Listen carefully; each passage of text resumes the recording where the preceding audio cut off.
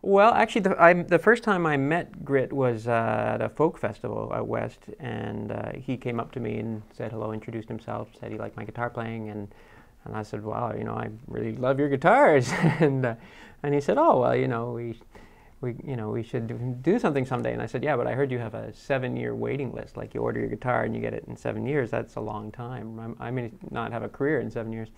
And he said, oh, well, we might be able to do something about that. And then about a year and a half later, I get a call from Grit saying that I guess one of his clients in Japan, because the currency had dropped, wasn't able to afford the guitar, and he said normally he'd go to the next person on the list, but he could sneak me in on the list if I was interested. And I said I was really interested. And at that point, I had a guitar, I had a record deal, so I could now afford a William Laskin guitar.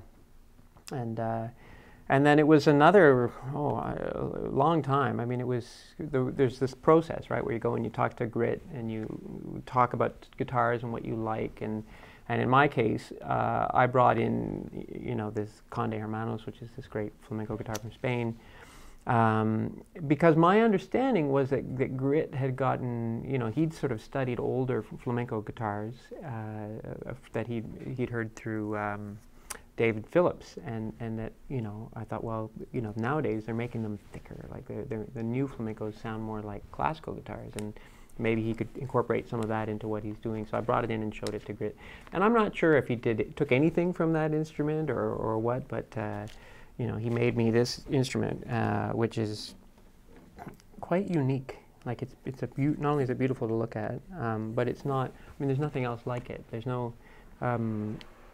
Grit's guitars are not like, they're not like flamenco guitars from Spain, and from what I've been told, Grit uses German construction, but he's making a hybrid, with sort of elements of a flamenco guitar sound, and so he's really creating something quite new. If you go to Spain, you're not going to find guitars like this. If you go to Germany, you're not going to find guitars like this. This is sort of his creation, which is. I think it's indicative of a lot of the kind of art that people produce in North America. I mean, myself included, right? I'm not really producing flamenco music. I'm creating a hybrid, and it's probably appropriate that I play a guitar just like this one. Yeah, the guitar I play live is this one. This is the one I've always played live, ever since I got it in '99. So it's been 11, 12 years I've been touring with this guitar.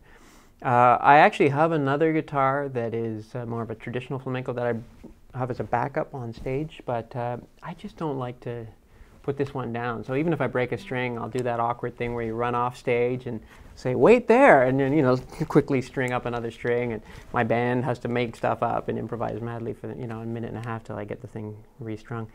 But in the studio I use this, but I also use the Conde Hermanos, which is, it's a beautiful guitar. Conde Hermanos is what Paco Lucia plays, and Tomatito, and a lot of the great sort of flamenco artists from Spain. But for live, the Conde was not a good match. It's a very fragile instrument. It warps and cracks, and it didn't like Canada, for one thing, and it certainly didn't want to be touring and going under airplanes everywhere. Whereas this guitar, Grit actually put some steel rods in the neck, which you never do again in flamenco guitars or classical guitar. I've never heard of anybody doing that. But it keeps it from warping, which, if one day I'm in, northern Canada doing a concert, and the next day I'm in Southern California in the hot sun doing a concert, a guitar can't really deal with that kind of climate change that quickly.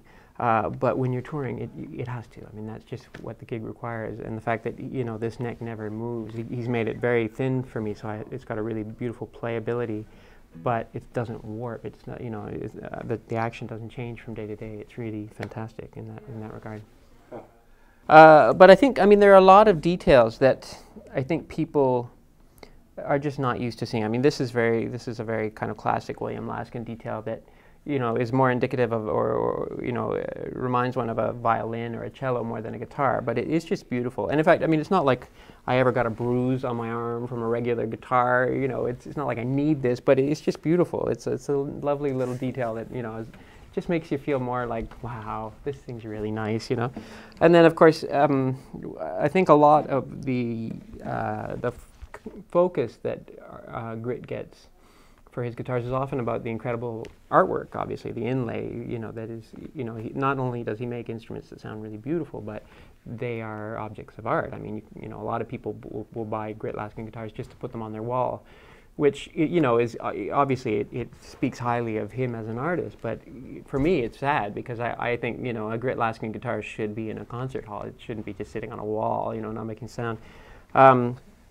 So when Grit was making this guitar for me, he asked me if I would be interested in some inlay, and really it's just for playing. I don't want people to, be thinking about the art on that, and I want them to be listening to what I'm playing. But I also thought it would be a shame not to, let him show off a little bit because he's so brilliant at that. So yes, I got him to do this sort of Moorish mosaic little motif and stick it on the neck, and it's fairly subtle. I mean, I think sometimes it catches the light and it shoots up, but it's kind of his little take on it. I think he looked at some books of Arabic mosaic and then created his own thing. And for me, it's the reason I wanted that there was because the Moors ran Spain for 700 years, and when the Gypsies arrived, there was a very strong Moorish culture still there, Arabic culture still in Spain, and it's part of, I think, what created flamenco. And it talks about, for me anyway, it talks about the fact that flamenco is not a pure thing. It is a thing that's ever changing, and it has roots from different parts of the world. It's not just gypsy music, and for me, it's an aspect of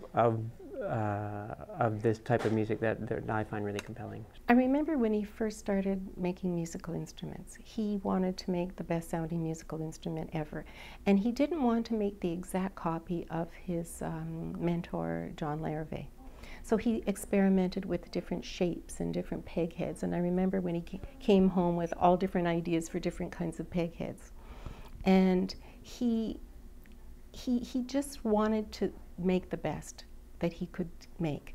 And everywhere along the line with his guitar making, from his simple inlays to when they got more complicated, till he took different materials and met new people to get other ideas, he has always tried to push the envelope.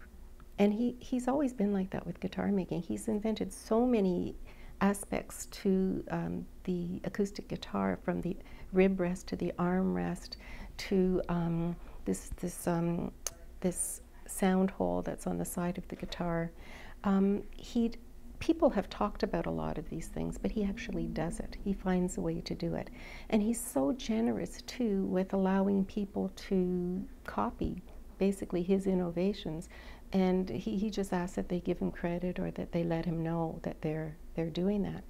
But he's so incredibly conscientious about what he does. So when he's making a guitar for an individual, whether it has a lot of inlay or not, he puts everything into it. He thinks about it day and night. And many times I remember when he first started, he would do an inlay, or he'd do a drawing for an inlay, and he'd say, he'd come home and say, I don't know if it was really great, I'm gonna have to go back and look at it again. And he'd go back and, I think it's okay, because he was always hard on himself. It was never perfect enough for him.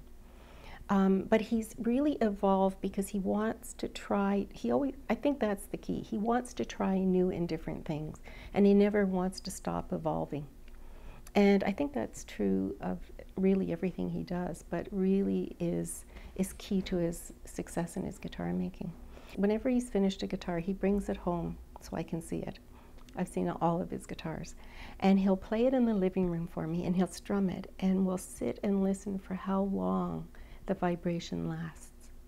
And usually it's very long and beautiful, and he'll just be so proud of it, and he'll just take that time before he has to send it off somewhere to just sit with it and, I don't know, just cherish it, I guess. John Larrivee used to have a shop, and John Larrivee, of course, is Jean Larrivee, as he now goes by, is, of course, sort of one of the kind of father figures in some ways of Canadian guitar building, because he took certain European craft traditions of guitar building and adapted them to the steel string guitar, adapted them to the kind of folk guitar that you know, people wanted to play with a balanced tone and would be good for leads or good for chords, or, you know, versatile, strong steel string instruments. And so, you know, from Jean Larrivee, you know, Grit and Linda Manzer and David Wren and, you know, Serge de Jong and all these different people have in turn, you know, created there's a, you know, large community of outstanding builders, that of which Grit is certainly one of the most noteworthy of all those builders. And of course, in terms of guitar building, you know, Grit's guitars and all the instruments that he builds, there are so many things which set them apart. I mean, and first and foremost of all is their playability, the sound they make. This is first and foremost to me, anyway. Different people will have different takes on what's first and foremost, but to me, that's the main thing. It's an instrument. It's a musical instrument. It's meant to be played. And so Grit's guitars play great and sound great, and he works with each person that he's building his guitar for to make a unique instrument that's going to suit their needs, and how, you know, the shape of the neck and the curve on the fingerboard and all these kinds of things. And, you know, when I went to get my 6-string guitar made, and he said, well, how high do you want the frets to go up? And how high can I get them? You know, and so we, you know, well, they can go to E flat, because he didn't want to compromise the sound. That was the highest we could go without compromising the sound. But that's the kind of incredible attention to detail and the ability to translate that attention into something which pays incredible results. Now, with Grit's guitars, obviously the first thing that most people see are these amazing inlays. And, you know, he's an artist, just a visual artist of the highest order.